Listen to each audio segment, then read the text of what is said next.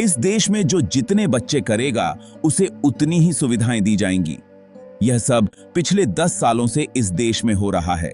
फिर भी यहाँ के लोग परिवार बढ़ ही नहीं रहे, क्योंकि यहाँ पुरुषों की भी कमी है और लोग अपने करियर पर ज्यादा ध्यान देते हैं। इस देश में ही पेन का आविष्कार हुआ था।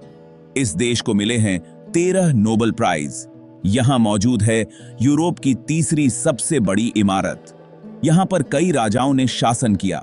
यह इतना खूबसूरत देश है कि जितने यहाँ पर लोग नहीं रहते, उससे ज्यादा टूरिस्ट हर साल इसे देखने और घूमने आते हैं।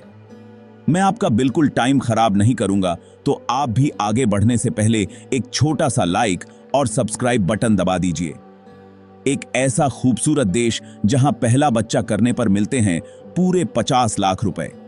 एक ऐसा विकसित देश जहां दूसरा बच्चा करने पर मिलते हैं 20 लाख रुपए।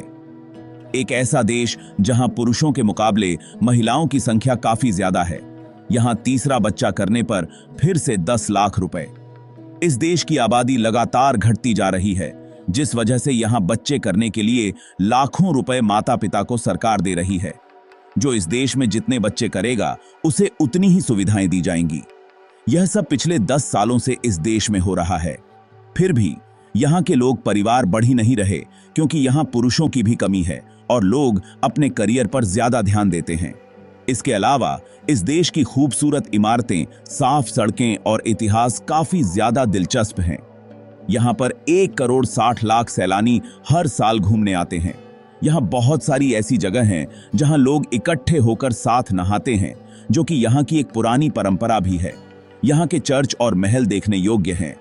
दोस्तों, हम बात कर रहे हैं हंगरी देश के बारे में।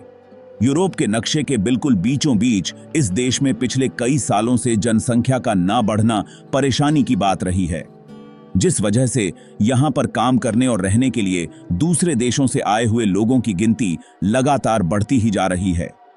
कम जनसंख्या मतलब कम काम करने वाले लोग, जिससे देश की कमाई भी कम हो रही है। इसीलिए हंगरी में बहुत से ऐसे लोग हैं जो यहाँ के मूल निवासी नहीं हैं।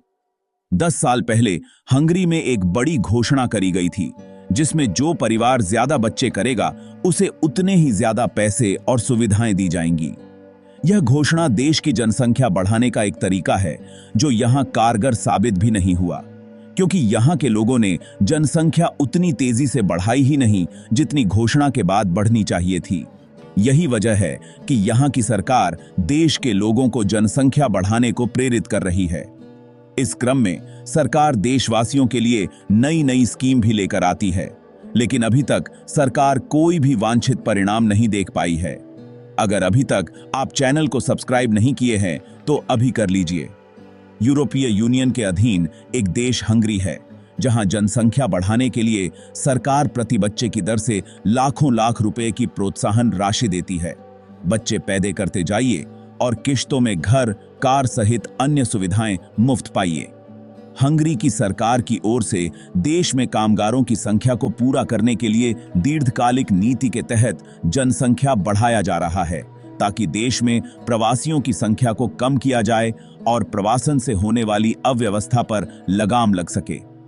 रिपोर्ट के अनुसार पहले बच्चे के जन्म पर सरकार की ओर से 23 लाख से ज्यादा की राशि, पहले बच्चे के जन्म पर ब्याज रहित 23 लाख रुपए से ज्यादा का ऋण, वह भी ब्याज रहित।